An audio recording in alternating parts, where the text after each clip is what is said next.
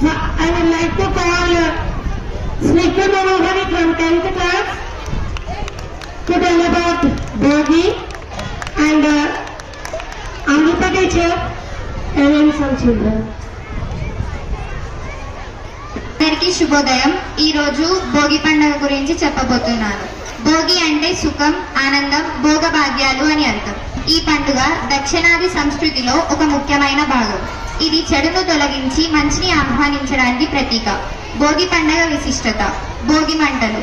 తెల్లవారుజామున లేచి పాత వస్తువులను, పనికిరాని సామాన్లు, చెత్తను భోగి మంటల్లో వేస్తారు.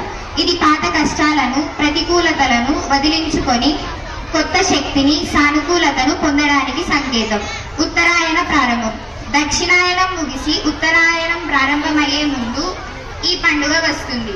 ఇది సూర్య భగవానుడికి స్వాగతం పలకడానికి, కొత్త సంవత్సరానికి ఆరంభాన్ని సూచిస్తుంది. భోగి పళ్ళు.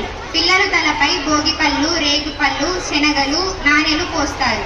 ఇది సూర్య భగవానుడి ఆశీస్సులు పిల్లలకు లభించడానికి, వారికి ఆయురారోగ్యాలు కలగాలని కోరుకోవడమే. అహంకారం, అలంకరణ. కొత్త బియ్యం, పప్పు, బెల్లంతో చేసిన పాయసం, గుమ్మడికాయతో తీపి పదార్థాలు వండుతారు. ఇంటి ముందు రంగవల్లులు, గొబ్బెమ్మలతో అలంకరిస్తారు. ప్రకృతితో అనుసంధానం. ఈ రోజున ప్రకృతితో మమేకమై పంటల సమృద్ధికి, సుఖ సంతోషాలకు కృతజ్ఞతలు తెలుపుతారు. భోగి పండుగ గురించి కవిత.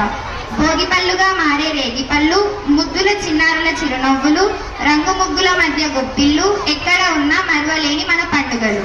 ఈ భోగి పండుగ మన జీవితంలోకి సుఖశాంతులు, ఐశ్వర్యాన్ని తీసుకురావాలని కోరుకుంటూ మీ అందరికీ మరోసారి భోగి శుభాకాంక్షలు. ధన్యవాదాలు.